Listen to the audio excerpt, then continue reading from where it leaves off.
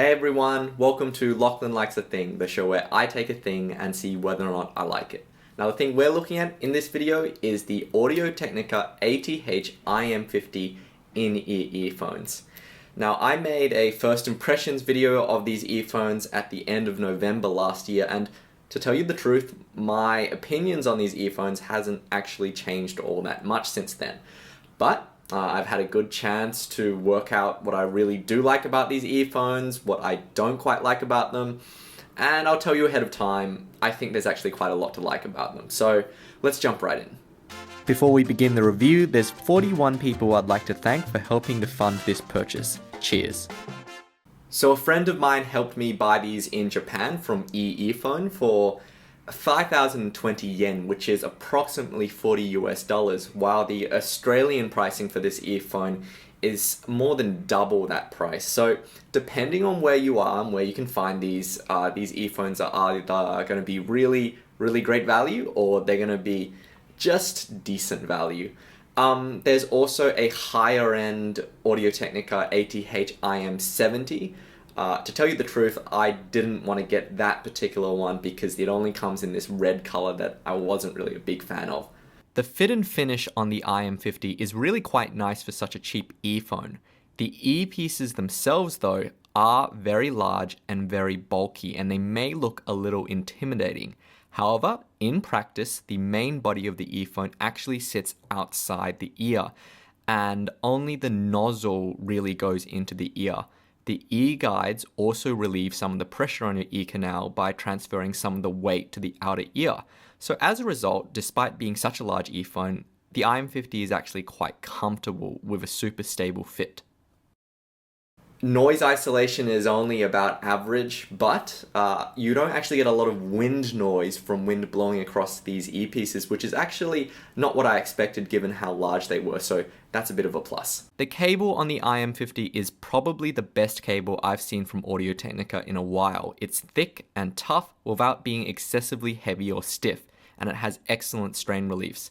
It feels like a cable from a much more expensive earphone, and that's because it actually is. This is the same cable that's used in the higher-end ATH-IM50 series of earphones. The cable is detachable as well, and it's an inverted 2-pin design which clicks in satisfyingly and is a lot less vulnerable to damage than most other MMCX or 2-pin designs I've seen. I think Audio-Technica has done a fantastic job with their design choice here. So because of the IM50's stability of fit, and because of the relative durability of the cables and the relatively low price of this earphone, this has actually become my favorite earphone now to take to the gym, because I don't have to worry too much about this earphone if it does get caught up in any of the equipment. So the design and the comfort of the IM50 are great, but how about the sound? Well, for a $50 earphone, I think the IM50 sounds really good. I don't think it sounds as impressive as some of the other earphones around this price point, like the Zero Audio Carbo Tenore or the VSonic VSD3S, but it does have a really unique signature, especially for the price point, that I think a lot of people are going to get a big kick out of.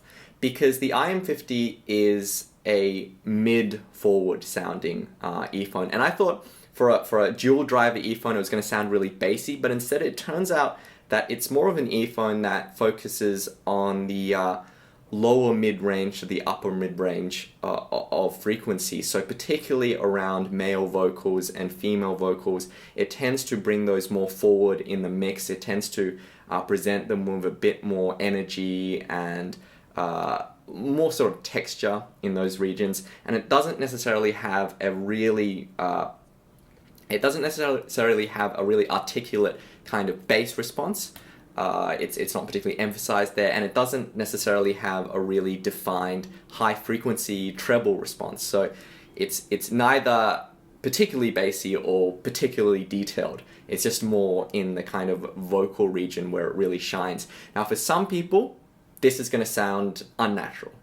And for other people, they're going to love the sound. For me, it's a little bit of both. It really depends on your preferences.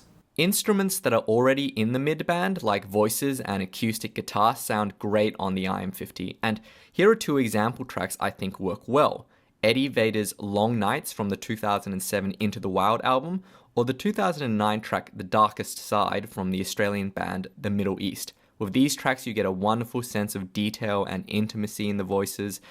There's a nice texture in the singer's voice, and you just get carried along with it. I think it's this kind of stuff that the IM50 does best. So one of the drawbacks with the IM50's signature is that it's not particularly great with things like electronic or hip-hop or anything like that, because the bass, while it's certainly not bass anemic, because there's quite a lot of upper kind of bass in terms of defining the beat. There's not much of a sub-bass response. There's not much of a sort of, I don't know how to put it other than to say it doesn't sound very fat, you know, it doesn't have a very rounded or sort of wet kind of bass tone. It's more of a drier, more restrained kind of bass. And as a result, compared to something like the VSonic VSD3S or the Zero Audio Carbo Tenore, it doesn't have that sense of scale when you're listening to electronic tracks. So particularly something like the Knife's Silent Shout, it doesn't have that sort of separation between the sort of throbbing kind of bass notes and the rest of the song. So it's not quite as exciting for those genres. Probably more of an issue is that with its mid-forward nature, the IM50 can sound really grating with hotly mastered albums. A hotly mastered track like Gil Scott-Heron's New York Is Killing Me, or electronic dance music like Fly Away from the Panty and Stocking soundtrack end up sounding a bit too forward on the IM50. They end up with this hot splashiness to the sound, which makes you just lunge for the volume control. So I think the IM50 actually lacks a little in terms of treble sort of energy and detail, because even though it's mid-forward and it really manages to convey a lot of sort of texture in voices, it doesn't do nearly as well with things like stringed instruments, where there's higher frequency sounds that end up sounding sort of blunted or compressed on the IM50. So for instance, with the track Year of the Tiger on Run Rabbit Run, which is sort of composed by Sufjan Stevens, it feels a little claustrophobic. These stringed instruments feel a little blunted, and you don't get that sense of sort of a detail